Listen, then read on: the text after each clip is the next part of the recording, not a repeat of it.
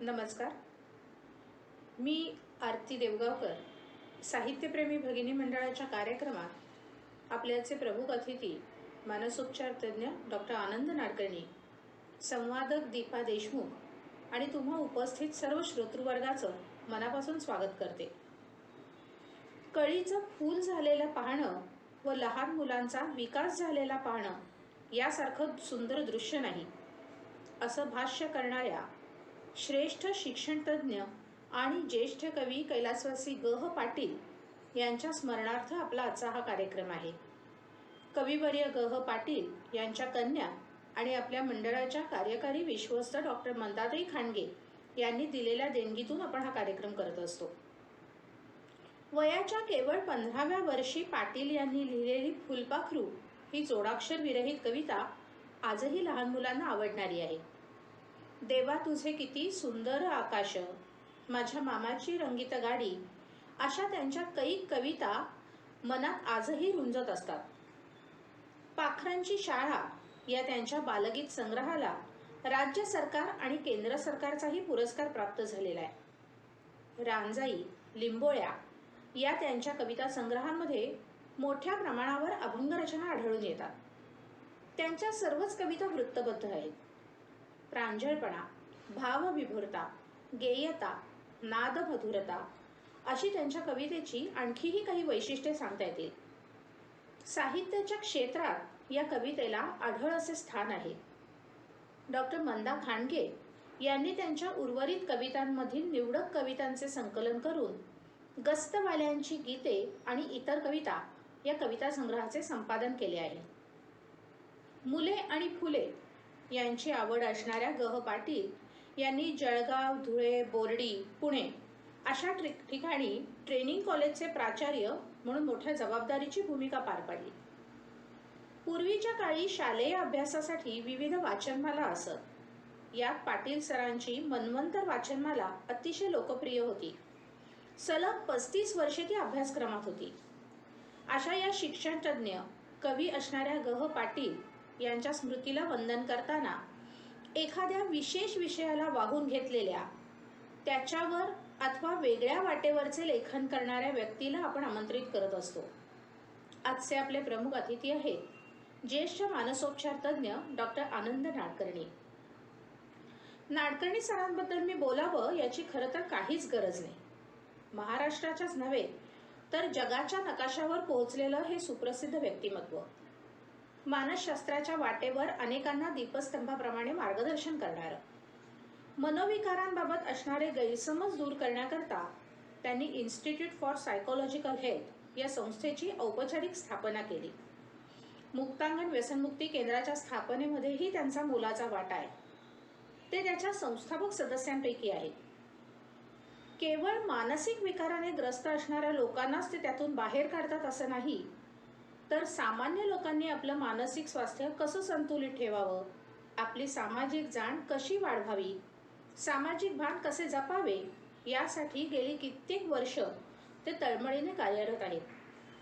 त्यासाठीच दरवर्षी वेध परिषदेचे आयोजन करून समाजासाठी झटणाऱ्या कितीतरी अनसंग हिरोजना ते समाजासमोर आणतात.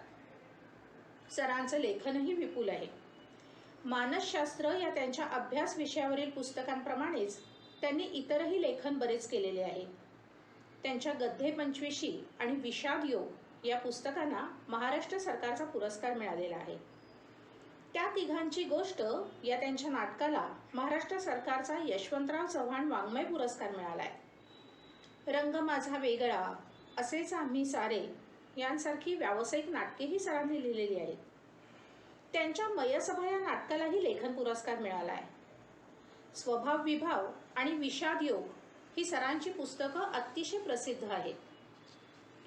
आपली या सगळ्या कामांवरील निष्ठा जपत जिथे कोणतेही चांगले काम चालते अशा ठिकाणी मार्गदर्शन करण्यासाठी, गप्पा मारण्यासाठी सर सहज तयार होतात. आज आपल्याला त्यांच्या मुलाखतीच्या माध्यमातून त्यांचे विचार ऐकण्याचा उत्तम योग आलेला आहे. सरांचं मनापासून स्वागत. वक्ता उत्तम असला तरी त्याला खुलवण्याचं कसब मुलाखतकाराकडे असेल तर ती अधिक रंगते, हा अनुभव आपल्याला बरेचदा येतो. आज आपल्याला अशाच कसबी संवादक लाभलेले आहेत, त्या म्हणजे दीपा देशमुख. दीपाताईंचे नावही सर्वश्रुत आहे. वाणिज्य शाखेच्या पदवीधर असणाऱ्या दीपाताई संगीत विशारद असून त्यांनी आरईबीटी हा समुपदेशन विषयातील कोर्सही केलेला आहे. सामाजिक कार्यकर्त्या म्हणूनही त्या सुपरिचित आहेत. लेखक संपादक म्हणून त्यांचे काम बरेच मोठे आहे. पाश्चात्य संगीत, चित्र, शिल्प, शास्त्रज्ञ, स्त्री प्रश्नांवरील कथा, कुमारवयीन मुलांसाठी सध्या कार्यरत असणाऱ्या 7 महत्त्वाच्या व्यक्तींवर आधारित तुमचे आमचे सुपर हिरो ही मालिका, नारायण धारव आणि इतरही अनेक पुस्तकांचे लेखन त्यांनी केलेले आहे. अनेक वर्तमानपत्रे, मासिके, दिवाळी अंक यात त्यांचं लेखन वाचायला मिळतं. आकाशवाणीवरही त्यांचे कार्यक्रम झाले आहेत. मेधाताई पाटकरांबरोबर नर्मदा बचाव आंदोलनात सहभागी होताना त्यांनी आणखीनही काही संस्थांच्या मार्फत आदिवासींसाठी काम केलं आहे. त्यांच्या या विविधांगी कर्तृत्वाला अनेक पुरस्कारांचं कोंदण लाभलेलं आहे.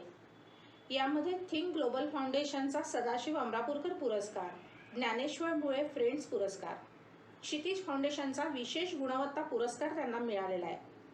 तसेच बालकुमार साहित्य संमेलनात वक्ता आणि उद्घाटक म्हणून त्यांना मानाने पाचारण केले गेले होते.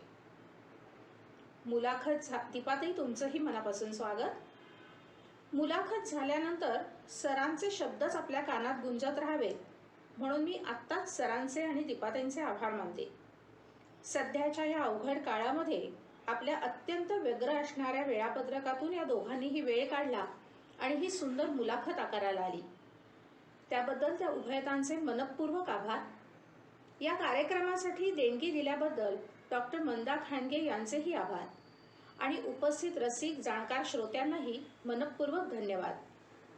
मला कल्पना आहे की आपण सगळे डॉक्टर नाडकर्णी यांना ऐकण्यास उत्सुक आहोत. तेव्हा मी यापुढील सूत्रे दीपाताई देशमुख यांच्याकडे सुपूर्द करते. दीपाताई देशमुख.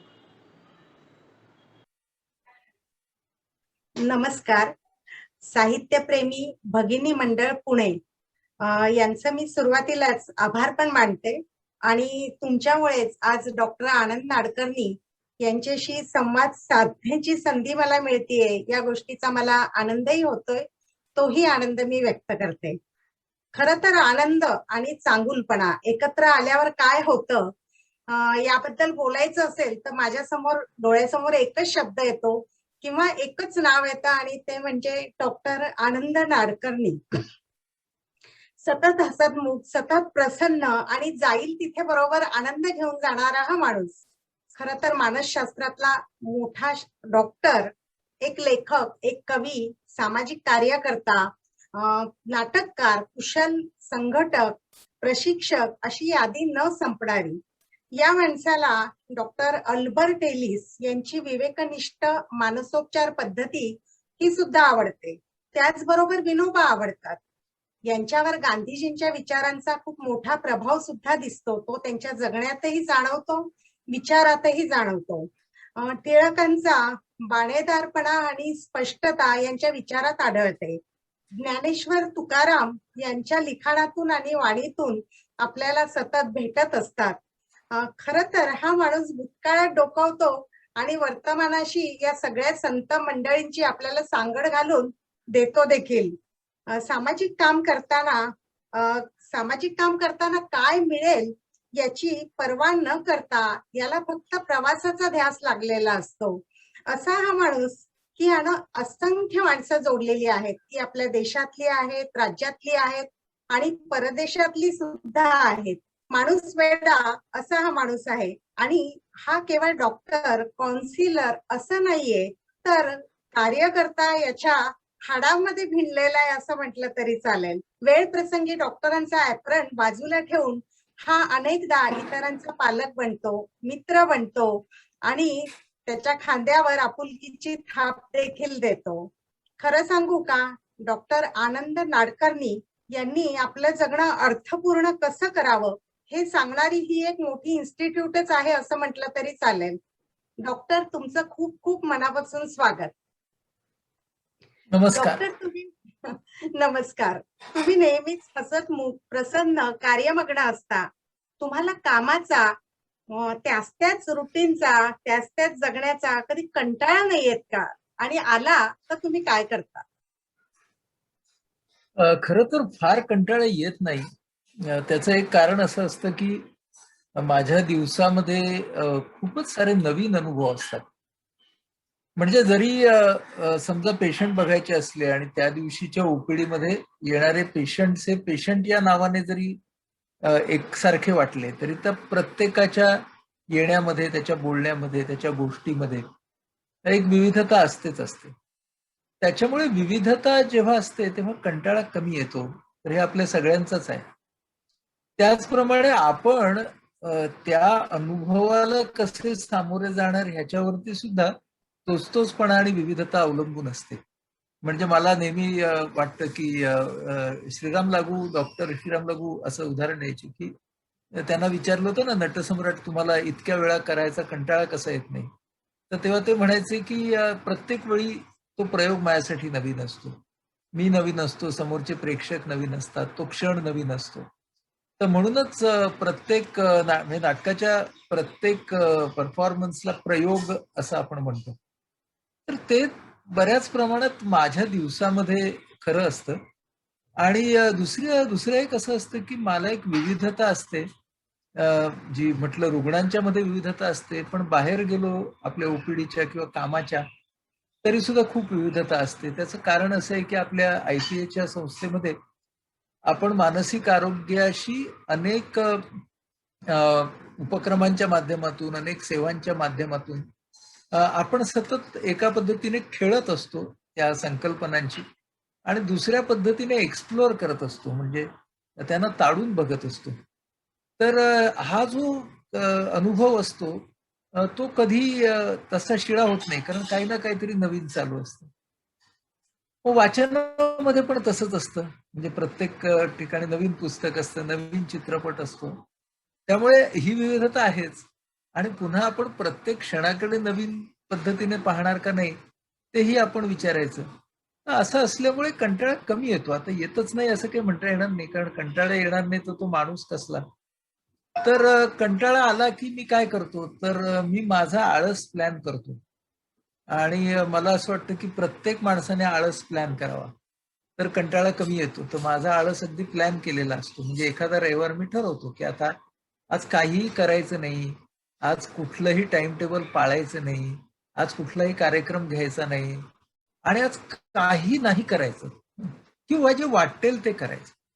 म्हणजे अगदी रोजच्या म्हणजे अंघोळी उशिरा करायची त्या दिवशी किंवा माझ्या पत्नीला बरोबर कळतं, की आज याचा आळसाचा दिवस आहे. आज याच्या मागे लागून काही फायदा नाही. पण इतर दिवशी मी सगळं पटापट आवरतो. त्याच्यामुळे तिचं फार ऑब्जेक्शन नसतं. तर असा आळसाचा दिवस सुद्धा द्यायचा, हा सुद्धा मला वाटतं कंटाळा न आणण्याचा भाग आहे. आणि मग थोडंसं जरा खोलात जाऊन पाहिलं तर आपल्या असं लक्षात येतं, की आपण ज्या वेळेला जे काही आपण करत आहोत, त्या प्रक्रियेचा भाग असतो किंवा त्या प्रक्रियेमध्ये आपण सौंदर्य निर्माण करायला बघतो. त्याची गुणवत्ता, त्याचा दर्जा वाढवायला बघतो. आपण जे काही करत आहोत, त्याच्यामध्ये आपली स्वतःची इन्व्हॉल्वमेंट खूप जास्त असते. तर असं जर आपण सहसा प्रत्येक ठिकाणी जर करत गेलो, तर कंटाळा आपला आपोआप कमी होतो, असं आपल्याला दिसतं. तुला म्यूट करायला लागेल. अनम्यूट हा. डॉक्टर, आम्ही सुद्धा आमचा आळस आता नक्कीच प्लॅन करू. डॉक्टर, तुम्ही मनाचे डॉक्टर आहात. तर हे मन आजारी पडतं म्हणजे नेमकं काय होतं हो? आजारी पडतं म्हणजे असं की मनाचा समतोल गमावला जातो. मग आता हा समतोल किती प्रकारचा असतो? तर विचार, भावना आणि वर्तन या तिघांच्या मधला एक समतोल असतो. त्याच्यानंतर शरीर आणि मन ह्याच्यामधला एक समतोल असतो. नंतर दोन व्यक्तींच्या नात्यांमधला समतोल असतो.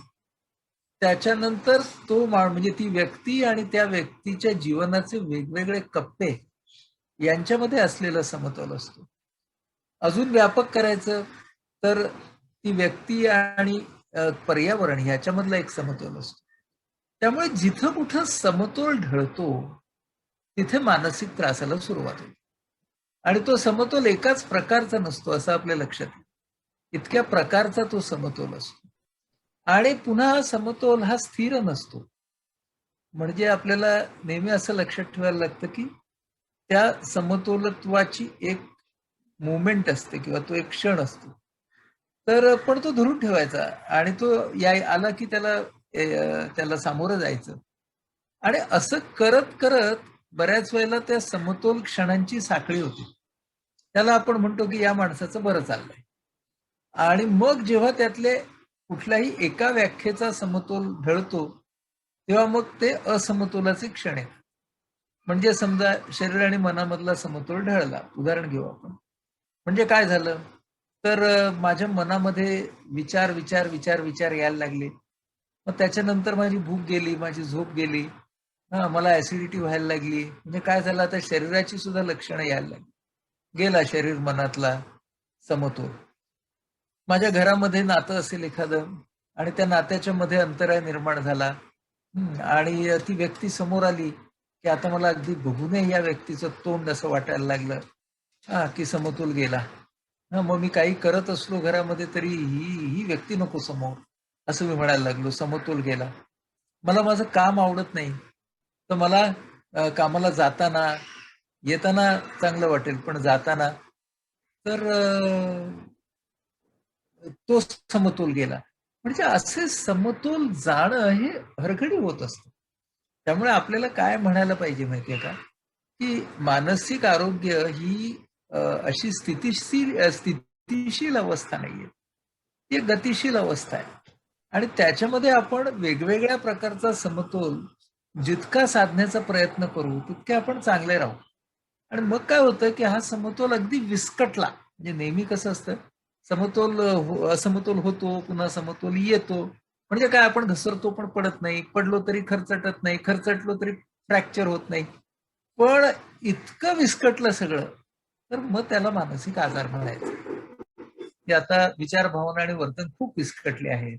जीवनाच्या वेगवेगळ्या क्षेत्रांमधला समतोल फारच उद्ध्वस्त झालेला आहे. मग त्याला आपण मानसिक आजार असं म्हणतो. म्हणून असमतोलाकडून आपण आजाराकडे जातो. ही गोष्ट आपण लक्षात ठेवली पाहिजे आणि तरतऱ्हेचे समतोल लक्षात ठेवले पाहिजे. डॉक्टर, हा समतोल राखणं खरं तर सोपं नाहीच आहे. फार अवघड काम वाटतं मला आणि वय वाढत जातं. पण इच्छा, मोह, अपेक्षा या काही केल्या सुटत नाहीत. मनावर नियंत्रण सुद्धा ठेवू शकत नाही आपण. तर अशा अचपळ मनाला जागेवर कसं आणायचं? एक सगळ्यात महत्वाची गोष्ट आहे, की ते मन काही असं ठासून शिस्तीत बसणारं नाही हे ओळखायचं. आणि म्हणून विनोबा असं म्हणतात, की संयम ही रोजची स्ट्रॅटेजी आणि निग्रह ही कधी-कधी वापरायची गोष्ट आहे. त्यामुळे सगळा निग्रह चालत नाही, सगळा संयम चालत नाही. आणि आपण विनोबा नसल्यामुळे मध्ये-मध्ये कधीतरी चीटिंग युअर डाएट सुद्धा करायला लागतं. तर म्हणजे सर्वांच्यासाठी संयम आणि विनोबांसारख्या लोकांसाठी संयम निग्रह असतो. आपण काही तेवढे पोचलेले नाही. त्यामुळे जसं म्हणतो ना, चीटिंग द डाएट. म्हणजे 6 दिवस करायचं, मग 7व्या दिवशी I am cheating my diet. म्हणजे काय, मी स्वतःला चीट करत असतो. म्हणतो I am cheating my diet. पण आपल्यामध्ये ही गोष्ट असते, तिला मान्य करायची. म्हणजे आपण ना असे जरा असतो सगळेच जण. म्हणजे आपण काही असे भयंकर नियमात बघणारे वगैरे नसतो. असे कोणी नसतात. म्हणजे जे असं म्हणतात ते खरे नसतात सहसा. म्हणजे असं कोणी जर म्हणालं की नाही, की अरे शाळेत असताना ना मी मुलींच्याकडे जर्रा सुद्धा वाकड्या नजरेने बघितलं नाही वगैरे, तर ते काय खरं नाही ना. काय वाईट आहे त्याच्यात? वाटलं ना त्यावेळी बघावं. असं हार्मोन्स असतात, वय असतं. So it's okay. तर त्यामुळे आपण असं ना भयंकर त्याचं ना माझं हे असंच व्हायला पाहिजे, ते असंच मी राहायला पाहिजे आणि जरा असमतोल होताच कामा नये वगैरे असं नाही म्हणायचं. त्यामुळे आपण जर असा भाग घेतला, की आपल्याला आपल्या पद्धतीनं काही गोष्टी करायचा प्रयत्न करायचा. आणि जे काही आपण करतो ते मनःपूर्वक करायचा प्रयत्न करू. मग त्याच्यामध्ये थोड्या चुका झाल्या, कधी आपल्याला नाही जमलं, तर ठीकच आहे. पण आपलं कसं असतं ना, की कंप्लीट कंट्रोल पाहिजे असतो आपल्याला. आणि मग तो कंप्लीट कंट्रोल नाही झाला ना, की आपण लगेच नो कंट्रोलकडे जातो.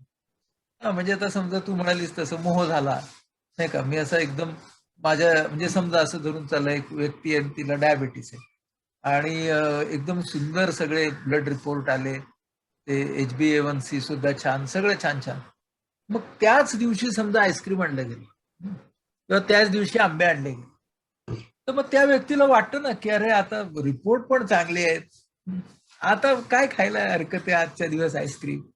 तर ही आपली प्रवृत्ती होणार. त्यामुळे आपण अगदी भयंकर आपण प्युरिटन म्हणजे या अर्थानं बनून चालणार नाही की माझा ना असा कडवा कंट्रोल आहे वगैरे. मग जितका तो कडवा तितकंच मग तो जास्त जातो.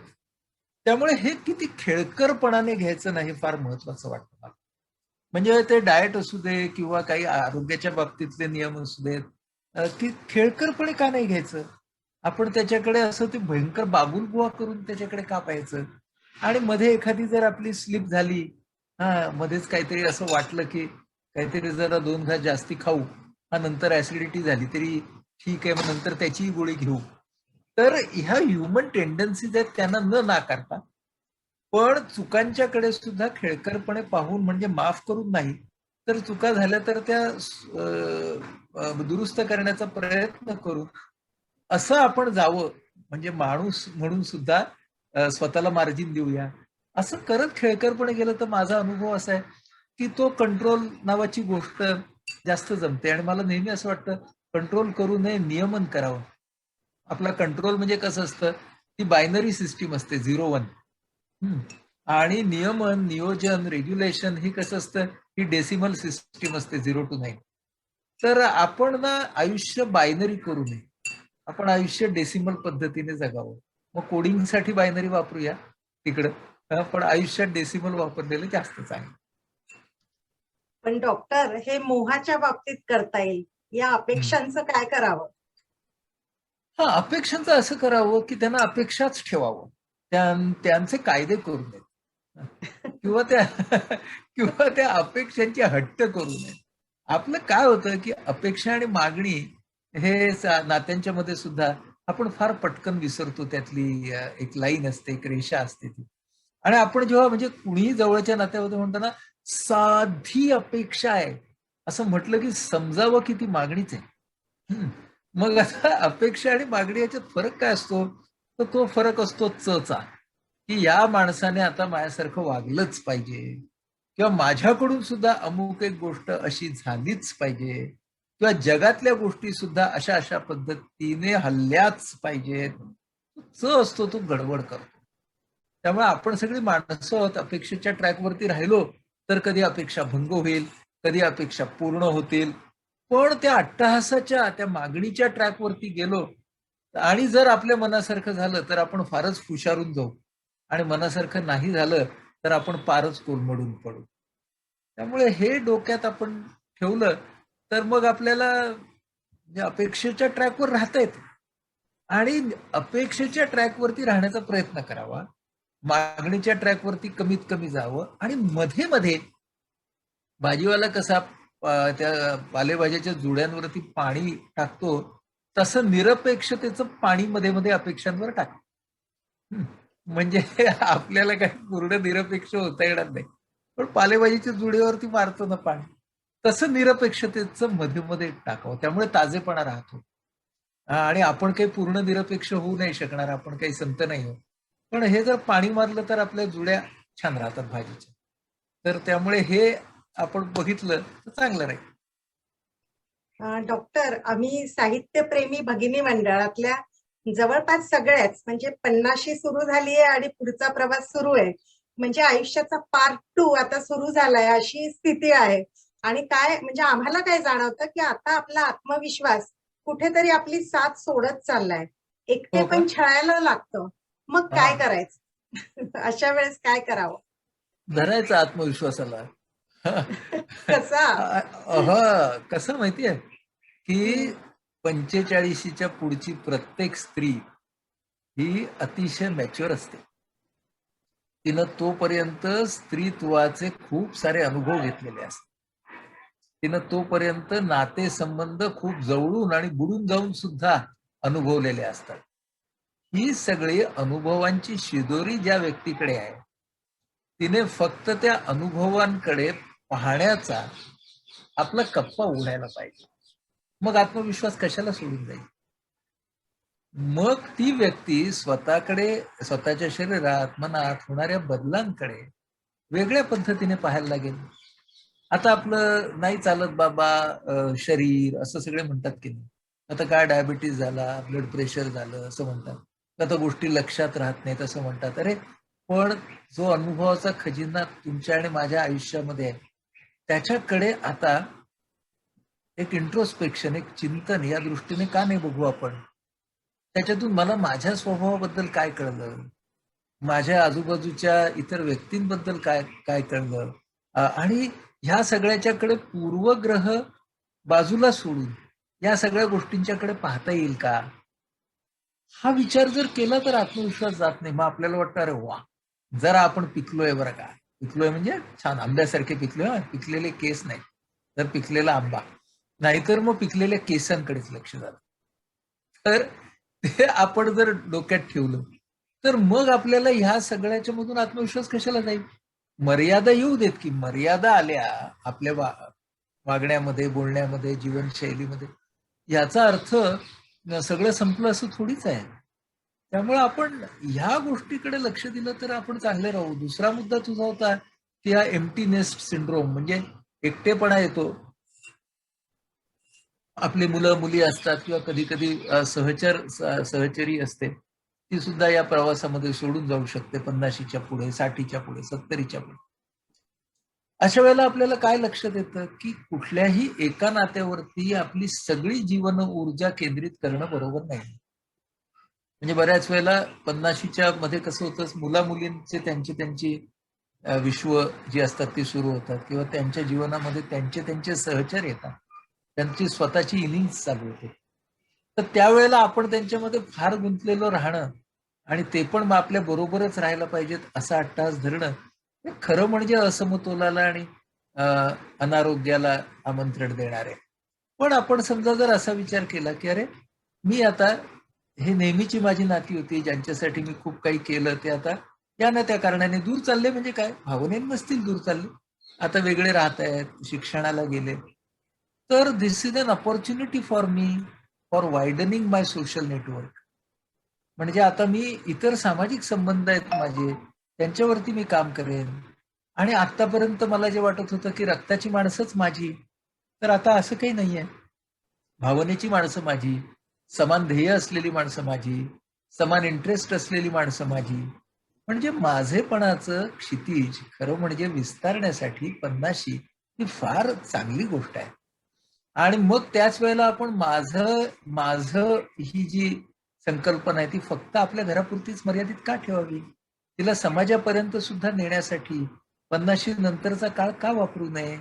आज आपल्याला दिसतं की शारीरिक भान खूप चांगलं असतं 50शीच्या पुढे. लोक 80, 82, 85ला छान अ, चांगले चांगले असतात, ताजे असतात, टवटवीत असतात. मग का नाही समाजासाठी काय करायचं? किंवा का नाही नवीन शिकायचं? का नाही स्वतःचा विकास विचारांचा, भावनांचा करून द्यायचा? मग मग लगेच लोक म्हणतात, पण आता मला शिकायला वेळ लागतो. का? जाऊ दे की आपल्याला थोडीच काही भयंकर प्रावीण्य मिळवायचंय. आपण नवीन शिकू, आपल्या आपल्या पद्धतीने शिकू, असं म्हणत जर आपण राहिलो, तरच एकटेपणा आपला कमी होईल की नाही, कुठल्याही स्टेजला आपण असलो. त्यामुळे मला असं वाटतं की म्हणजे लोनलीनेस अँड बिईंग अलोन या दोन वेगळ्या गोष्टी आहेत. त्यामुळे लोनलीनेस ही मनाची अवस्था आहे. आणि ती मनाची अवस्था तुम्ही अगदी ज्याला आपण म्हणू ना, भरल्या घरात असतानाही येऊ शकते. हं. आणि अलोननेस जो आहे, की तो माणसाचा जो आहे तो त्याने जर जपला, तो चांगल्या पद्धतीने वापरला, तर 50शी नंतर एका वेगळ्या पद्धतीने माणूस स्वतःला कुटुंबाशी, बृहत कुटुंबाशी, समाजाशी आणि पर्यावरणाशी जोडून घेऊ शकतो. डॉक्टर, कोरोनामुळे काय झालं, एकदम ते आकस्मिक आलेलं संकट आणि 24 तास सगळे आपण घरी, म्हणजे जे दिवसामधले 10 तास बाहेर असायची ती सगळी माणसं घरात, मुलांपासून मोठ्यांपर्यंत सगळे घरात, आणि मग 24 तास एकमेकांचं तोंड बघावं लागतंय. आणि त्यांनी झालं काय, की कुरबुरी वाढताय. तर या सगळ्या याच्यात जुळवून घेणं मुख्य म्हणजे खूप कठीण होत चाललंय. काय करावं अशा वेळेस? आणि तुला दुसरी गोष्ट सांगतो, की ज्यांची जुळवून घेण्याची क्षमता आधीच मर्यादित होती, त्यांची फारच गडबड झाली. ज्यांची जुळवून घेण्याची क्षमता ॲव्हरेज होती ना, त्यांना ती थोडीच वाढवायला लागली. हां, ज्यांची थोडी कमी होती, त्यांनी ती थोडी वाढवली. पण ज्यांची जुळवून घ्यायची क्षमता आधीच कमी होती, मग ते जुळवून घेण्याची क्षमता कशावर आपण ठरवतो? तर 2 गोष्टी आहेत. एक ज्याला आपण म्हणतो पर्सनल स्पेस आणि दुसरी म्हणतो कॉमन स्पेस. या लॉकडाऊनने काय केलं, की ते पर्सनल स्पेस आणि कॉमन स्पेस याच्यामधलं अंतर कमी केलं. पूर्वी कसं होतं, की कॉमन स्पेसमध्ये यायच्या आधी मी समजा ऑफिसात जायचो, तर 10 तास माझी तिकडे वेगळी स्पेस असायची. आता माझी पर्सनल स्पेस, माझी ऑफिस स्पेस म्हणजे ऑक्युपेशनल स्पेस ही सगळी आणि माझी कॉमन स्पेस कुटुंबातली, सगळे एकत्रित झाले. तर त्याच्यामुळे काही लोकांना डिफिकल्ट झालं, त्रास झाला. हे सगळं कसं करायचं? पण लोकांनी त्याच्यावरती खूप चांगले पर्याय सुद्धा शोधून काढले, जे मला रोज लोकं चांगल्या गोष्टी पण सांगत असतात. तर एक जण म्हणाला, की "मी काय केलं, मी मनानं ऑफिस तयार केलं आणि आता लॅपटॉपच्या समोर मी बसायचो आणि सगळं असं लावायचो, अशी एक लाईन तयार करायचो आणि सगळ्या मुलांना पण माहिती होतं, की मी त्या टाईलमधून या भागात आलो खोलीच्या, की मी ऑफिसमध्ये आलोय असं सर्वांनी समजावे." आणि मग सगळ्यांनी तो मेक बिलीव्हचा खेळ चालू केला आणि त्याची पर्सनल स्पेस त्याने त्याच्यात तयार केली. तर ही जी गोष्ट आहे ना, ही गोष्ट आपण कशी घेतो, ह्याच्यावरती ती फार अवलंबून आहे. आणि तू म्हणतेस त्याच्यामध्ये तथ्य असं आहे, की ज्यांच्यामध्ये आधीच भावनांचा समतोल हरवलेला होता, त्यांना खूप त्रास झाला. त्यांचा असमतोल झाला म्हणजे नात्यांमधले असे अनेक विकोपाला गेलेले असे तणाव आत्ता आमच्या सारख्या म्हणजे या मानसिक आरोग्य क्षेत्रात काम करणाऱ्या लोकांच्या समोर यायला लागले. ते सर्व वयोगटातले आहेत. ॲट द सेम टाईम काही छान यशोगाथा पण आहेत, की ह्या सगळ्यांचं या 1.5 वर्षामध्ये कसं जास्त चांगलं चालायला लागलं. हं. मला काय कळतं या यशोगाथा जेव्हा बघतो तेव्हा कळतं, की ह्यांचं काय चुकलं म्हणजे ज्यांच्यामध्ये अंतर जास्त झालं. तर ज्यांच्या घरामधली कौटुंबिक हायरार्की ही अतिशय रिजिड होती तिथे प्रॉब्लेम आले. ज्यांच्यामध्ये ना म्हणजे वय म्हणा, अधिकार म्हणा, शिक्षण म्हणा ह्याच्यामध्ये जी हायरार्की असते, ती हायरार्की खूप फ्लेक्सिबल होती. म्हणजे जिथे एक समजा आजोबा असतील 75 वर्षाचे आणि त्यांचा 16 वर्षाचा नातू किंवा नात असेल, तर ह्यांच्यामध्ये ज्या वेळेला अशी रिजिड हायरार्की नव्हती, म्हणजे आजोबांच्या समोर जाताना वगैरे असं, तिथे ना माणसं खूप छान वागली. हं. सो हे आपल्याला डोक्यात घेतलं पाहिजे, की हे चित्र जे आहे ते फक्त काळं नाहीये. पण म्हणजे काय, की हायरार्की होती ना तिथं गडबड झाली. दुसरं काय झालं, महत्वाची गोष्ट जिथे जेंडर स्टिरियोटाइप्स खूप होते, तिथे त्रास झाला लोकांना. जिथे पुरुषांनी बायकांची, बायकांनी पुरुषांची किंवा हा सगळा भेद काढला आणि जी कामं ज्याला जमतायत, ज्याला येतायत, ज्याला वेळ आहे त्यांनी करावं. हा भेदाभेद का जी कुटुंब काढू शकली, तिथे प्रॉब्लेम आला. हं. मला आठवतं तिसरी डॉक्टर, हां. तुम्ही एम्प्टी बेसिन नावाची संकल्पना या काळात राबवत आहात. ती पण सांगा हे सांगताना. एम्प्टी सिंक म्हणून आम्ही आमच्या घरी हे प्रत्येकाने कोणी आता काम करायला जे सहकारी असतात ते नाही आहेत. मग काय करायचं प्रत्येकाने हातातलं भांडं लगेच धुवून ठेवायचं. एम्प्टी सिंक पॉलिसी माझी ती फारच पॉप्युलर झाली. मला लोक येऊन आता सांगतात, की "हो तुम्ही ते एम्प्टी सिंक पॉलिसी केली तर आम्ही पण आता करतो." तर असं लोकांच्या खूप लक्षात राहिल्यामुळे मलाही ती पुढे चालू ठेवावी लागली. कोरोना काळ संपला तरी. सो सो प्रॉब्लेम काय आहे, की ह्या म्हणजे काय लक्षात येईल जेंडर स्टिरियोटाइप्स नाहीत. ते जिथे नाहीत तिकडे त्या फॅमिलीजनी चांगलं केलं. अजून एक महत्वाची गोष्ट सांगतो. ज्या फॅमिलीजनी लीजर टाईम चांगला प्लॅन केला त्यांच्याकडचं वातावरण चांगलं आहे. लक्षात घ्या विरंगुळ्याचा वेळ. की विरंगुळाच्या वेळामध्ये जिथे हा तुझा पर्सनल विरंगुळा आहे आणि हा आपला कॉमन विरंगुळा आहे. See, the more you efficiently manage your leisure time, because leisure time has both angles, personal आणि कॉमन. आता पर्सनल म्हणजे काय तर मला गाणं ऐकायला आवडतं हे लावून. तर हे समजा असेल माझा पर्सनल टाईम आणि आम्ही सगळेजण काय आंबा खात बसलोय, कलिंगड खात बसलोय, नाही का? या ज्या सगळ्या गोष्टी आहेत, सो त्या गोष्टी दुसरीकडे. तर या गोष्टी जर आपण नीटपणे मॅनेज केल्या ज्या कुटुंबांनी, म्हणजे लिजर इज व्हेरी इम्पॉर्टंट, आणि त्याच्यामध्ये तुम्ही पुन्हा पर्सनल आणि कॉमन स्पेसचा बॅलन्स केला, त्या कुटुंबांच्या मध्ये प्रॉब्लेम कमी आहे. ज्या कुटुंबांमध्ये कन्सेन्सस निर्माण झालं, फॉर एक्झाम्पल असे अनेक कुटुंब आहेत की ज्यांनी असं ठरवलं, ह्या रात्रीचा अर्धा तास किंवा पाऊण तास there will be no screen use. घरातले कुणीही कुठलाही स्क्रीन वापरणार नाही, आणि सगळे मिळून काय, मग आयडिया आल्या काय काय करता येईल सगळे मिळूनच्या, हो की नाही? तर ह्या सगळ्या गोष्टी फार महत्वाच्या ठरल्या. म्हणून एका बाजूने हीच सगळी प्रिन्सिपल आपण कोरोनोत्तर काळातही वापरली. तर त्यामधून नातेसंबंधांच्या बाबतीमध्ये आपण जास्त परिपक्व होण्याची शक्यता आहे. आपण म्हणतो ना, prevention is better than cure. तर तसं हे 50च्या आधीपासूनच आपल्याला काही काळजी घेता येईल का? कारण पुढे जाऊन कसं काय करायचं आणि भांबावल्यासारखं पण होतं. पण होतं ना. आधीपासूनच थोडी मानसिक तयारी केली तर कसं राहील? आणि काय असतं बघ, आता पूर्वीच्या काळी आपण रिटायरमेंट प्लॅनिंग म्हणायचो, अजूनही म्हणतो म्हणजे. तर रिटायरमेंट प्लॅनिंगचे मी वर्ग घ्यायचो कॉर्पोरेट क्षेत्रामध्ये, इंडस्ट्रीसाठी. तर त्याच्यामध्ये आम्ही नेहमी भावनिक हा भाग घ्यायचो. नाही तर आर्थिक तर सगळे करतात, त्याच्यानंतर तुम्ही काय म्हणजे योगा शिका म्हणतात, तो आरोग्याला चांगला, त्या सगळ्या सवयी, आहाराचं बोलतात सगळेजण, शारीरिक आरोग्याचं बोलतात, पण भावनिक आरोग्याचं नाही बोलत. तर तो अँगल जो आहे हा आपल्याला या सेकंड इनिंग मध्ये, म्हणजे 50च्या इनिंग मध्ये, मगासपासून आपण तेच बोलतोय ऍक्च्युली, की हा भावनिक अँगल आपण कसा डोक्यात ठेवला पाहिजे. त्याच्यातली एक महत्वाचं सूत्र सांगतो, की आपल्या सगळ्यांच्या जीवनामध्ये आपले आपले स्वतःचे इंटरेस्ट, म्हणजे आपले स्वतःचे भावनिक इंटरेस्ट, आणि आपल्या जवळच्यांचे भावनिक इंटरेस्ट, यांचा समतोल, पुन्हा यांचा समतोल आपण साधत असतो. म्हणजे हे जर माझे भावनिक इंटरेस्ट असतील आणि हे माझ्या जवळच्यांचे असतील, तर ते मी असे जवळ आणतो, आणि हा समतोल आहे. पण हा जो समतोल आहे ना, हा जरी असा दिसला तरी हा 20 मधला वेगळा आहे, 40तला वेगळा आहे, आणि 60त वेगळा आहे. क्वालिटेटिव्ह जरी ती प्रोसेस एक असली तरी हे कळलं पाहिजे, की whenever I want to keep my interest and the significant other people's interest, emotional interest, like this, close together. My interest first, but others' interest are close second. हे तत्व सार्वकालिक आहे, पण याचे फ्लेव्हर्स 20त वेगळे, 40त वेगळे, 60त वेगळे.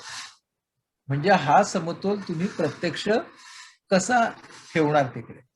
फॉर एक्झाम्पल, की मी समजा पालक आहे आणि माझं 4 वर्षाचं मूल आहे ना, तर हा वेगळा बॅलन्स आहे. आणि मी आता 60त आहे आणि माझा मुलगा 20त आहे, तर हा वेगळा बॅलन्स आहे. हे डोक्यात ठेवणं, की समतोलाचं ही स्वरूप बदलत जातं, नातं सुद्धा बदलत जातं. त्या नात्याचे पदर, कंगोरे हे बदलत जातात.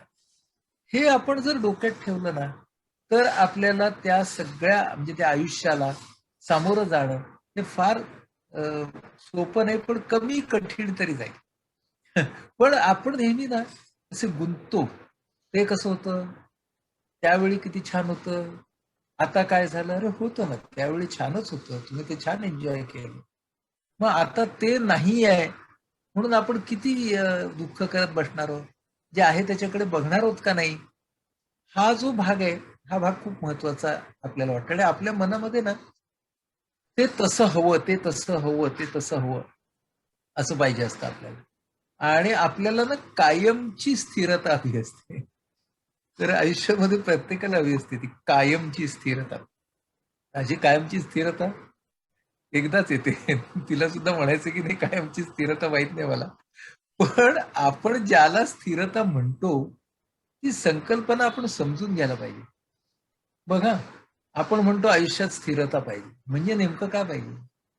आयुष्यामध्ये स्थिरता ही संकल्पना स्थिर असणार नाही, ती गतिमानच असणार. पण ती स्थिर वाटू शकेल. कशी? तर पूर्ण भरामध्ये पोचलेला जो भोरा आहे फिरणारा, तो आपल्याला अत्यंत गतिमान असल्यामुळे स्थिर वाटत असतो. ज्ञानेश्वरांचंच उदाहरण आहे. ज्ञानेश्वरीतलंच आहे. तर ती स्थिरता असते गतीमधली, आणि ज्या वेळेला त्याची गती भेलकांडते आणि ज्या वेळेला त्याचा समतोल जातो, तेव्हा ती अस्थिरता असते. त्यामुळे समतोलामध्ये गतिमान समतोल आहे. मग हा गतिमान समतोल आहे ना, हा 2 प्रकारचा आहे. ह्याच्यातला एक समतोल हा त्या त्या क्षणाचा आहे. की आत्ताच्या ह्या क्षणाला माझ्या विचार, भावना, वर्तनाचा समतोल आहे का नाही. आणि दुसरा जो त्याचा भाग आहे तो प्रवाहाचा आहे, की मी आत्ता ज्या वर्तनामध्ये आहे, मी आत्ता जी क्रिया करतोय, माझ्याकडून जी कृती घडते, त्याच्यामध्ये मी पूर्णपणे विलीन झालेला आहे का. म्हणून गुंतणं म्हणण्यापेक्षा विलीन होणं. कारण गुंतलं की गुंता होण्याची शक्यता वाढते. पण मी त्याच्यामध्ये विरघळून गेलोय का. त्या विरघळून जाण्यामध्ये सुद्धा स्थिरता आहे. कारण ती त्या प्रवाहामधल्या गतीमधली तुम्हाला दिसणारी ती स्थिरता आहे. म्हणून एक कणाची स्थिरता आणि एक प्रवाहाची स्थिरता. आणि म्हणून ही जी स्थिरता आहे ही प्रकाशासारखी हवी. आपल्याला विज्ञान काय सांगतं की प्रकाश 2 प्रकारचा असतो. कणाची व्याख्या असते, प्रवाहाची व्याख्या असते, वेव्हज अँड पार्टिकल्स. तसं स्थिरतेच आहे. पण प्रकाश सुद्धा डायनॅमिक असतो. तशी आयुष्यातली स्थिरता सुद्धा डायनॅमिक असते. कारण प्रकाश म्हणजे ऊर्जा असतो आणि जीवन म्हणजे सुद्धा ऊर्जा असते. डॉक्टर, हे खूप छान सांगितलं तुम्ही. म्हणजे हा जो फिरणारा भोवरा तो स्थिर वाटायला लागतो, ही गोष्ट खूप चांगल्या रीतीने समजली. तरीही मन ते भूतकाळ चघळण्यासाठी फार आतुर असतं. कारण मला वाटतं आयुष्याच्या या टप्प्यावर थोडं निवांतपणा मिळायला सुरुवात झाली असते आणि त्याचा उपयोग काय होतो तर तो भूतकाळ चघळणं, भले तो वाईट असो, त्यात सुद्धा आनंद घेतो आपण चघळताना. आणि याच वेळेस त्या आयुष्याची काय सायंकाळ जवळ आली वगैरे, कातर करणारी वेळ आयुष्याची सुद्धा, असं आपण विचार मनात आले तरी त्या मृत्यूची भीती वाटायला लागते. मृत्यू म्हणजे खूप मोठं संकट आता आपल्या समोर उभं आहे असंही वाटायला लागतं. अशा वेळी पुन्हा त्या मनाला कसं समजवायचं? भूतकाळ चघळणे मला जाम आवडलेलं आहे. म्हणजे काही जण भूतकाळाचा फक्त आस्वाद घेतात आणि तो घेणं फार चांगलं आहे. नॉस्टॅल्जिया, आपले मित्र भेटलो, मैत्रिणी भेटल्या, ते आपण नाही का जुने दिवस आठवतो, दॅट्स फाईन. पण चघळणं हे जरा वाईट आहे. कारण जितकं आपण एखादी गोष्ट चघळतो तशी त्यातली चव हळूहळू जाते, नाही का. हे तर च्युइंगम पासून हाडापर्यंत सगळ्यासाठी ते खरं आहे. सो पण मग आपण का चघळतो, म्हणजे हा जो मुद्दा येतो ना, की तरी सुद्धा आपण, ही गोष्ट आपल्याला फार काउंटर प्रोडक्टिव्ह आहे, ही आपण नाही केली पाहिजे, तरी सुद्धा आपण का बरं करतो ही ही गोष्ट. तर ना त्या सगळ्या चघळण्याच्या मध्ये हाऊ आय वॉज राईट हे मला सांगायचं असतं बऱ्याच वेळेला. म्हणजे मी कसं करेक्ट होतो ना त्यावेळी मी करेक्ट होतो बरं का. त्यावेळी मीच करेक्ट होतो बरं का. त्यावेळी मी करेक्टच होतो. त्यावेळी करेक्ट होतोच मी. ह्याला चघळणं म्हणतात.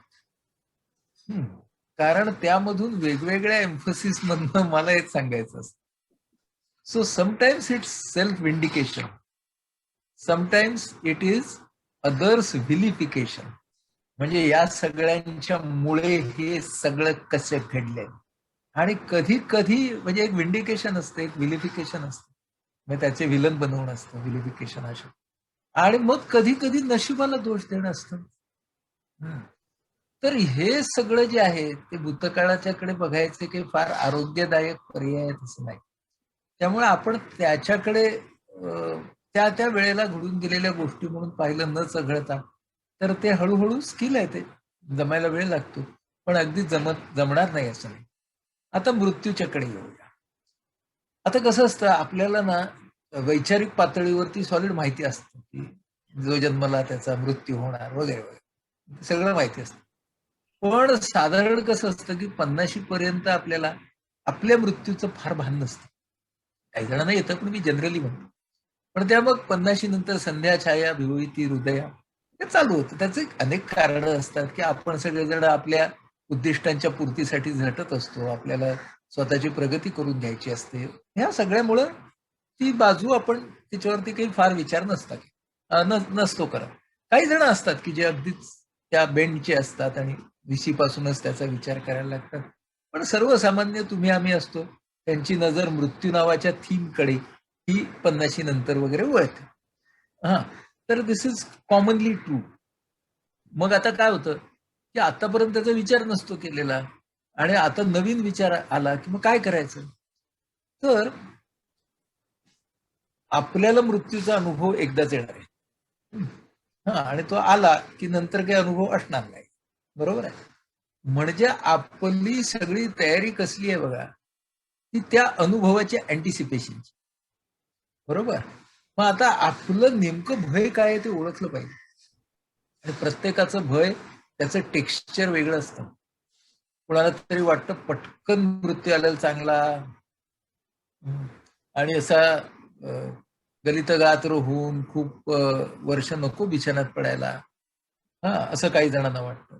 काही जणांना वाटतं की सगळे एकदा जबाबदाऱ्या संपल्या की कृतार्थ भावाने मृत्यू आलेला बरा. म्हणजे आपण मृत्यू कसा यावा याची भावचित्र सुद्धा रेखाटायला लागतो. आता काय आहे बघा, की ही भावचित्र रेखाटणं इज ऑल्सो ह्युमन. पण मग त्याच्यामधून आपली मला असाच मृत्यू यायला हवा आणि असा आला नाही तर अशी अँझायटी निर्माण होते. हे असं घडतं. त्यामुळे मग आपली ती इन्सिक्युरिटी निर्माण होते मृत्यूच्या बाबतीत. कधी कधी काही जणांना कंटिन्युटी हवी असते, की म्हणजे जन पळभर म्हणतीला हाय हाय मी जाता राहिलं कार्य काय. काही जणांना पाठी काय राहणार आहे, त्याचं काय होणार आहे याची काळजी असते. काही जणांना त्यांच्या लेगसीची काळजी असते. तर प्रत्येकाची काळजी वेगळी वेगळी. तर आपली काळजी शोधली पाहिजे, कारण त्याच्याशिवाय त्याचं निराकरण आपल्याला करता येणार. आणि मग आपल्याला काय लक्षात घेतलं पाहिजे, की हे तर सगळं होणारच आहे ना. आता या कोरोनामुळे तर आपली या तऱ्हेची जी एक्झिस्टेन्शियल भीती आहे ती वाढली. हा, तर तो अकस्मात तोही पुढे जात आहे. असं जे समर्थांनी म्हटलंय तसं आपल्याला हे झालं की मरे पडे एक त्याचा दुजा शोक आहे, आणि त्या शोकामधून असताना तोच पुढे जातो. तर हे सगळं समर्थांनी इतक्या वर्षांपूर्वी लिहून ठेवलंय, शेकडो वर्षांपूर्वी. म्हणजे काही नवीन गोष्ट नाही. मग आपल्याला ना मृत्यूकडे बघण्यासाठी मृत्यूचा आपापल्या पद्धतीनं अभ्यास करायचा. अनुभव एकदाच येणार आहे, पण त्याच्याकडे कसं पाहावं या दृष्टिकोनाचा अभ्यास करायची हीच वेळ आहे. मग तो अभ्यास आपण तत्वज्ञानाच्या अंगानं करूयात, पाहिजे तर काहींनी अध्यात्माच्या अंगानं करायचं असेल त्या अंगानं करा. काही जणांनी आपलं आत्ता जास्त अर्थपूर्ण काय मला आयुष्यात वाटतंय त्या सार्थकाच्या अंगानं विचार करा, की आता पुढच्या 10-20 वर्षामध्ये मला काय अर्थपूर्ण करायचंय उरलेलं माझं जीवन. तसं केलं की जीवन कृतार्थ झालं की मृत्यू आपोआप कृतार्थ होतो. त्याच्यामुळं मग जीवन जास्तीत जास्त कृतार्थ, कृत अर्थ म्हणजे कृतीमधूनच अर्थ निर्माण करणं आहे. तर हे आपण जर पाहिलं तर हळूहळू त्या मृत्यू नावाच्या सत्याचा आपला एक अभ्यास चालू, आणि तो अभ्यास विचारांच्या पातळीवरती, वर्तनाच्या पातळीवरती आणि भावनांच्या पातळीवरती सुद्धा, की कारण कसं होतं, आता खूप जणांना आपल्याला हा त्रास होतोय की आपल्या जवळची माणसं या कोरोनामध्ये अनेक जणांची, बहुतेक सगळ्यांची कुठं ना कुठेतरी जवळची माणसं गेलीत. प्रत्येकाला शोकाचा अनुभव आला. प्रत्येक शोकाच्या अनुभवाबरोबर आपल्यालाही एक गोष्ट भेडसावायला लागते की तेरा नंबर कब आएगा, असं आपल्याला वाटायलाच लागतं. त्यामुळे ती जी असुरक्षितता आहे ती काही आपल्याला नाहीच भिडणार असं काही म्हणायचं कारण नाही. त्या असुरक्षिततेचाही स्वीकार करायला लागणार आपल्याला. आणि त्या असुरक्षिततेमध्ये सुद्धा एखादी रसपूर्ण अवस्था आहे का? त्याच्यामध्ये सुद्धा एक रिलॅक्सिंग काही आहे का? हे आपल्याला शोधायला लागणार. त्यामुळं हा जो प्रवास आहे आपला, त्याच्यामध्ये या मृत्यूचा आपापल्या पद्धतीने आपण अभ्यास करावा. आणि तो जर आपण केला तर आपण छान जगू शकतो. आणि जितकं आपलं जगणं छान तितकाच आपला मृत्यू छान. म्हणजे अगदी आपल्या ज्ञानेश्वरीतही म्हटलंय, उपनिषदांमध्ये सुद्धा म्हटलंय की तुम्ही शेवटच्या क्षणाला काय विचार करता त्याच्यावरती तुम्हाला शेवटच्या क्षणाला काय विचार करता याच्यावरती तुमचा मृत्यू कसा ते सांगितलंय, मृत्यूचे मार्ग सांगितलेत गीतेमध्ये सुद्धा. तर पण कशी गंमत आहे की हा जो शेवटच्या क्षणाचा विचार आहे तो अंतिम क्षणाचा विचार हा खरं म्हणजे नित्य क्षणाचा विचार करण्यासाठी 50च्या पुढचा वेळ आहे. कारण तो जर नित्यनेम झाला तरच तो अंतिम नेम होईल. आणि हेही आपल्या अध्यात्मामध्ये सांगितलंय की तो नित्यनेमानेच जर तो अभ्यास करत गेला तर तो शेवटी चांगला मृत्यू तुम्हाला मिळेल, तो कृतार्थ क्षण मिळेल. आणि आपल्या संस्कृतीमध्ये असं म्हटलंय की शेवटचा क्षण कृतार्थ असला तर तो क्षणही मुक्तीचा असतो, आणि खरं म्हणजे तोच मुक्तीचा क्षण असतो.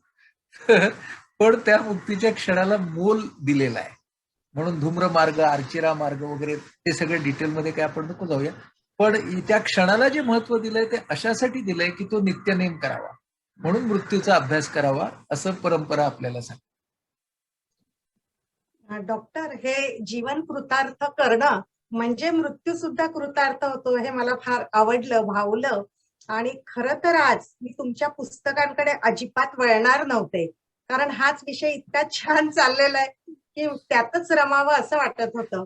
पण तुम्ही या कोरोनाच्या काळात जिथे माणसं सैरभैर झाली, भांबावून गेली, आणि तिथे तुम्ही 1 नाही, 2 नाही, 3 नाही, अशी 4 पुस्तकं प्रकाशित केली. प्रकाशित झाली एवढंच नाही, त्यांच्या 2-2, 3-3, 4-4 आवृत्त्या संपल्या. बरं, अजून 2 अशी रांगेत उभी आहेत, लवकरच ती पण प्रकाशित होतील. पण या सगळ्या पुस्तकांमधलं कळण्याचे दिवस, करण्याचे दिवस, हे जे तुमचं पुस्तक आहे ते आजच्या आपल्या विषयाला, आपला जो विषय चालू आहे त्याला कुठेतरी मला खूप समर्पक वाटतोय. या पुस्तकाविषयी तुम्ही काय सांगाल? मी तुला म्हणजे आता तू म्हणालीस ते मला मान्यच आहे की या काळामध्ये मला असं वाटतं स्वतःला की माझं जे इंडिव्हिज्युअल कोपिंग आहे, म्हणजे या सगळ्या काळाला सामोरं जाणं, याच्यातूनच हे साहित्य निर्माण झालंय. हे साहित्य काही म्हणजे मी बसलो आणि आता लिहूया बरं का कोरोना काळावर, असं काही झालं नाही. मी त्या सगळ्या चक्रातून जात होतो. माझ्याही मना विरुद्ध खूप साऱ्या घटना घडत होत्या. त्याच्यातून आपण कसं सावरायचं समतोल हा विचार येत होता. आणि मग मग त्याच्यातून करण्याचे दिवस, कळण्याचे दिवस ह्याच्यातले लेख मी छोटे छोटे लिहायला लागलो आणि त्याचे मी ऑडिओ केले. आपलं जे आवाहन IPH हे आपलं युट्यूब चॅनल आहे, सगळ्यांनी जरूर हे करा, सबस्क्राईब करा, फ्री चॅनल आहे. तर त्याच्यावरती मग ते मी ऑडिओ करायला लागलो आणि त्याला माझा मुलगा कबीर तो पाठवून त्याला पार्श्वसंगीत द्यायला लागला. आणि मग आम्ही ते ऑडिओज टाकायला लागलो, जे त्याच नावाने ती फाईल आहे आपल्या चॅनलवर, करण्याचे दिवस, कळण्याचे दिवस. तर ते आम्ही 16 भागाची ती मालिका केली आणि ती खूप लोक ऐकायला लागली. मग त्या निमित्ताने लेखन चालू झालं. मग त्याच्यातले काही काही लेख हे वेगवेगळ्या ठिकाणी आले, छापून आले. सकाळ या वृत्तपत्रासाठी मी त्या काळामध्ये, छापील वृत्तपत्र नव्हतंच तेव्हा, तर तेव्हा मी जवळजवळ सलग 2 महिने लिहिलं. 61 भाग मी लिहिले. त्याच्यातला भाग त्याच्यामध्ये आला, म्हणजे या पुस्तकात आला. नंतर मला साखरे महाराजांचा आश्रम आहे, तर त्यांनी एका साखरे महाराजांच्या पुण्यतिथीनिमित्त त्यांनी मला सांगितलं की तुम्ही एक भाषण द्या. माझ्यासाठी खूप मान होता तो. मग मी ताटीचे अभंग घेतले आणि ताटीच्या अभंगावरती मी बोललो. तर तो एक मोठा लेख त्या पुस्तकामध्ये आहे की ताटीचे अभंग आणि भावनांचं नियमन. कारण या मुक्ताबाईंनी काय शिकवलं त्यावेळेला ताटीच्या अभंगांमध्ये ज्ञानेश्वरांना, की इमोशनल मॅनेजमेंट कशी करा. तर हे त्या काउन्सिलर झाली ना मुक्ताबाई त्यांची. सो ती काउन्सिलर झाली आणि तिने जवळ म्हणजे काउन्सिलिंगच केलंय. तर ती गोष्ट फारच महत्वाची होती. तर मी असं म्हणजे तो एक भाग त्याच्यामध्ये आला. सो ते झालं. मग अशा प्रकारे ते पुस्तक तयार झालं आणि मग ते मनोविकास प्रकाशनाने प्रकाशित केलं. तर आता पुस्तकाची दुकानं उघडली आहेत, तेव्हा जरूर तुम्ही ते पुस्तक विकत घ्या. मग दुसरं असं झालं की या काळामध्ये मी समाज माध्यमांच्या वरती कविता करायला, म्हणजे कविता करून त्या टाकायला सुरुवात केली. मग त्याच्यातून माझं अव्यक्ताचा आरसा हा काव्यसंग्रह तयार झाला, की जवळजवळ 147 कविता आहेत त्या. आणि ते ऑडिओ बुक पण आहे, ई बुक पण आहे आणि आपलं प्रिंटेड बुक पण आहे. बुकगंगा पब्लिकेशनने ते केलेलं आहे. आणि त्याच्या संपादनामध्ये दीपाचा पण खूप चांगला सहभाग आहे. मग तिसरं पुस्तक जे आलं ते आकाशभाषित आहे. ते पुस्तक तसं आधीच प्रसिद्ध व्हायचं होतं, म्हणजे कोरोना काळाच्या आधी. ते ललित लेखांचा संग्रह आहे. पण त्याच्यावरती संस्कार या काळात झाले, म्हणजे ते लिहिलेलं आहे आधी, पण ते आता प्रसिद्ध झालं. तर 3 झालीत प्रसिद्ध पुस्तकं. आणि चौथं आता ज्याच्याशी सुद्धा दीपा निगडित आहे, ते मनमैत्रीच्या देशात नावाचं पुस्तक आहे, जे मॅजेस्टिक प्रकाशनातर्फे येईल. पुढच्या 1-2 महिन्यामध्ये यावं अशी अपेक्षा आहे. त्याच्यामध्ये वेदांत तत्वज्ञान, कॉग्निटिव्ह सायकॉलॉजी आणि न्यूरोसायन्सेस याच्यावरती ते पुस्तक आहे. आणि याच विषयावरची माझी एक व्हिडिओ माला ही आवाहन IPH वरती तुम्हाला पाहायला मिळेल. 23 भागांमध्ये ती आहे. वेदांत विचार आणि व्यक्तित्व विकास ही या काळामध्ये, कोरोनाच्या काळात खूप बघितली गेली जगभर. 50,000 लोकांनी ती बघितली.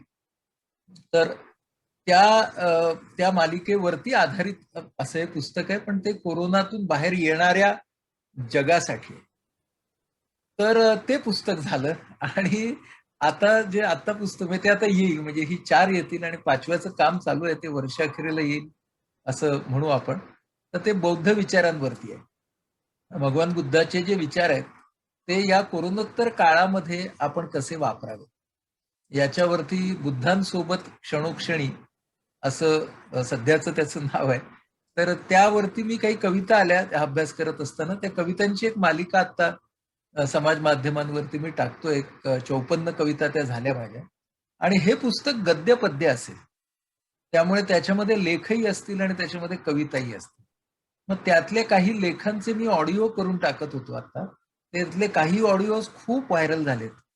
आणि त्यातला एक शोकावरचा आहे, हळव्या क्षणांवरचा. तर तो जगातच खूप व्हायरल झालाय, कारण मला म्हणजे जिथं मराठी आहेत तिथून मला लोकांचा प्रतिसाद येतोय की तुमचा तो व्हिडिओ ऐकला, आपला ऑडिओ ऐकला. आणि असे आता मी एक बोधिचित्ताची मशागत म्हणून आहे एक ऑडिओ, तो सुद्धा खूपच व्हायरल झालाय. तर ते लेख लिहायला घेतले. तर अशा प्रकारे ते 5वं पुस्तक असेल. आता साहित्यप्रेमी आहेत सगळ्या भगिनी, म्हणून सगळ्या पुस्तकांबद्दल सांगितलं. डॉक्टर, थोडा मोह होतोय की हा जो व्हायरल झाला होता ऑडिओ, तर त्याच्या 4 ओळी ऐकायला मिळतील का आम्हाला? अर्थात कुठलाही. आता काही म्हणजे असं मला आठवत नाहीये त्यावेळी काय केलेलं. मी तुम्हाला म्हणजे कविता एखादी वाचून दाखवू शकतो, कारण ती अगदी मला चालेल. पटकन माझ्या याच्यावरती येईल. आता कविता 2 प्रकारच्या आहेत, म्हणजे काही या बुद्धाच्या कविता आहेत. आता बुद्धाची एक कविता वाचून दाखवतो, छान प्रसिद्ध न झालेली दाखव. म्हणजे आतापर्यंत समाज माध्यमांवर यायची आहे. तर मी या बुद्धाच्या अभ्यासामध्ये एक बुद्धचर्यावतार नावाचं एक 1200 वर्ष जुनं पुस्तक वाचवतो. तर शांती देव म्हणून त्याचे लेखक आहेत. ते नालंदा विद्यापीठाचे आचार्य होते. आणि त्यांनी हा मुळात पालीमध्ये लिहिला ग्रंथ. संस्कृत भाषांतर झालं, तिबेटन भाषांतर झालं, मग त्या सगळ्याचं इंग्लिश भाषांतर झालं. आणि मग ते इंग्लिश मी वाचत होतो आणि त्याचं मी मराठी भाषांतर केलं. ते खूप इंटरेस्टिंग आहे की त्याच्यामधलं म्हणजे माझ्यापर्यंत येईपर्यंत ते असे 1200 वर्षे गेली. पण त्याच्यामध्ये इतकी मजेदार काही श्लोक आहेत. तर ते आता मराठीत केलेले 1-2 श्लोक त्यांचे मी वाचून दाखवतो. ते एक रागाचं रहस्य म्हणून आहे की नको मला दुःख निंदा अपमान, जीवलग माझे त्यांचेही भावे छान. नको मला दुःख निंदा अपमान, जीवलग माझे त्यांचेही भावे छान. पण ज्यांनी मला दिला दगा भावनांचा, त्यांच्यासाठी घोर राखले मी शाप. त्यांच्यासाठी घोर राखले मी शाप. म्हणजे आपला राग कसा असतो ते 1200 वर्ष ना बदललाच नाही ना राग प्रत्येक 1000 वर्षांमध्ये. दुसरं एक आहे, बियाणे दुःखाची मोह अगणित. बियाणे दुःखाची मोह अगणित, सुखाचे निधान पळे दूर. तरीही मी ऋणी आहे यातनांचा, तरीही मी ऋणी आहे यातनांचा, मुक्तीचेच त्यांनी ठसविले मूल्य, मुक्तीचेच त्यांनी ठसविले मूल्य. तर अशा बऱ्याच आहेत. ते आता पुस्तकात येतील किंवा इंस्टाग्रामवर मला फॉलो करा, त्याच्यावरती टाकत असतो. वा, खूप छान डॉक्टर. म्हणजे या दोन्ही कवितातून पुन्हा राग आला, मोह आले, सगळंच काही आलं आणि त्याच्यावर पुन्हा आपल्याला आता काय म्हणतो आपण, नियमन कसं करायचं, संयम करायचा का नाही, हेही थोडा विचार हा, करावाच लागेल. आणि आता तत्वज्ञान जरा झालं तर आता जरा दोन छोट्या पर्सनल म्हणजे नॉन तत्वज्ञानात्मक कविता अगदी म्हणतो. चालेल. तर पावसावरची आहे, आता परवाच टाकली होती. असा पाऊस पडतो तरारती आठवणी, असा पाऊस पडतो तरारती आठवणी, जसा मृगाच्या अंगणी पडे ग्रीष्म ओलेपणी. वा, असा पाऊस पडतो तरारती आठवणी, जसा मृगाच्या अंगणी पडे ग्रीष्म ओलेपणी. तुझ्या माझ्या जगण्याची अशी एकता न लय, तुझ्या माझ्या जगण्याची अशी एकता न लय, असे नाका अंतराय, नाही कणाचेही भय, नाही कणाचेही भय. वा. तर हाही एक आहे. आणि एक लास्ट दाखवतो, पण अगदीच काल काल परवाच टाकली होती. कुठे लपला तो सूर्य काळ्या ढगांच्या उराशी, कुठे लपला तो सूर्य काळ्या ढगांच्या उराशी, आता शोधतो किरणे सखे तुझ्या डोळ्यामध्ये, सखे तुझ्या डोळ्यामध्ये. वा, खूपच छान. संपूर्ण कविता असंही वाटायला लागलंय आता. पण शेवटाकडे येते आणि आमच्या साहित्यप्रेमी भगिनी मंडळांच्या सगळ्या मैत्रिणींना तुम्ही काय मार्गदर्शन कराल? अरे बापरे. मोठा शब्द आहे पण. आतापर्यंत तेच चाललं होतं ना. म्हणजे काय असतं, मार्गदर्शन असं वेगळं काही नसतं. मी कुठल्या मार्गावरून जातोय त्याचं मी जास्तीत जास्त इतरांना दर्शन करून देऊ शकतो. त्यामुळं मार्गदर्शन ही करण्याची गोष्ट नसून मार्गदर्शन ही घेण्याची गोष्ट आहे, हे लक्षात घेऊया. कारण मार्ग दाखवणारा फक्त स्वतः चालत गेलेला मार्गच दाखवत असतो, तो तेवढाच दाखवू शकतो. आणि म्हणून इतरांनी त्याच्यावरून त्याच्या मार्गाचं दर्शन घ्यायचं असतं आणि त्याच्यामधलं आपल्या मार्गाला काय बरं उपयुक्त ठरेल तेवढं घेऊन आपापल्या मार्गाला लागायचं असतं. डॉक्टर, तुम्ही कुठल्या मार्गावरनं चालता आहात हे आम्ही सतत बघतच आहोत. आणि आजच्या सत्रामध्ये किंवा आजच्या आपल्या गप्पांमध्ये मला ते आळसाचा प्लॅनिंग करायचं हे फार भावलं. आणि मानसिक आरोग्याच्या बाबतीतही ती कशी गतिशील प्रक्रिया आहे, संयमाचं काय करायचं, ती स्ट्रॅटेजी कशी आखायची, निग्रह कसा ठेवायचा, म्हणजे अनेक गोष्टी, अगदी चुकांकडे सुद्धा खेळकरपणे कसं बघावं हेही खूप आवडलं. कारण आपण चूक झाली की अगदी ते पश्चाताप, अपराधी भावना काय काय करायला लागतो, त्यापेक्षा छान तसं बघून पुढे जाऊया हेही आवडलं. म्हणजे याच्यावर कंट्रोल न करता नियमन कसं करावं हे छान वाटलं अगदी ऐकताना. अपेक्षांचे कायदे कसे करू नयेत याविषयी सुद्धा फार चांगल्या रीतीने कळलं असं मला वाटतं. आणि तुम्ही सगळ्यात जे छान सांगितलं त्या इतकं आवडलंय की मला वाटतं माझ्या सगळ्या इथल्या मैत्रिणींनाही ती गोष्ट खूप आवडली.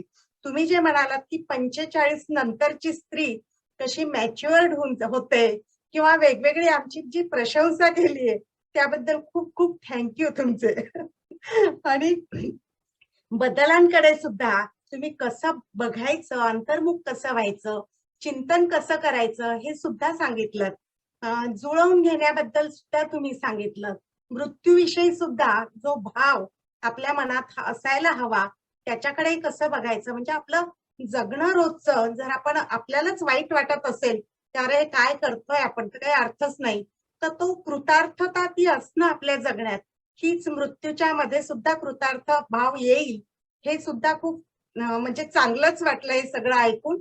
तर डॉक्टर, तुम्ही मला वाटतं की तुम्ही म्हणजे काय म्हणतो मनाचीच डॉक्टर नाही आहात, तर तुम्ही मनाचे आणि तुमच्या स्वतःच्याच नाही तर आमच्याही मनाचे एक खूप चांगले मित्र आहात. आणि हे मित्रत्व मला स्वतःला खूप भावतंय आणि माझ्या मैत्रिणींनाही अर्थात ते आवडणारच आहे हे नातं.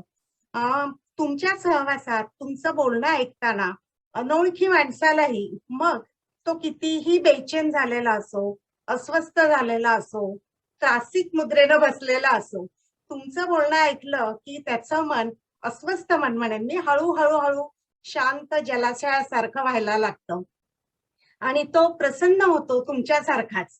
तर मला वाटतं की त्या कबीराच्या ज्या ओळी आहेत ना, की ऐसी बानी बोलिये, मन का आपा खोल, औरण को शीतल करे, आपहू शीतल होय. असं सगळं जे आहे ते तुमच्या वाणीमध्ये सुद्धा तुमच्यातनं एक कबीर बोलतोय असं मला वाटतंय. तुम्ही नेहमीच म्हणता की आपण ज्या मुक्कामावर निघालो त्या रस्त्यातला गुलमोहर सुद्धा बघावा, टिपावा. तर आपण हे विसरतो याची जाणीव मला होतीये, की धावाधाव करत तो मुक्काम कसा गाठायचा, याच्यापेक्षा चला तो आनंद घेऊयात त्या प्रवासाचा. ही गोष्ट तुमच्याकडनं नेहमीच आम्हाला शिकावी अशीच आहे. आणि लहान-सहान गोष्टींची तुम्ही ज्या टिपता, मग माणसातल्या असो किंवा पूर्वग्रह न करणं, या अशा अनेक गोष्टी आम्हाला खूप महत्त्वाच्या वाटतायत. कारण याने जगणं आमचं आनंदी होणार आहे, हेही खरं. डॉक्टर, तुमच्याशी झालेला संवाद आम्हाला पुरेपूर ऊर्जा देऊन जाणारा आहे. त्यामुळे तुमचे खूप खूप मनापासून आभार. धन्यवाद.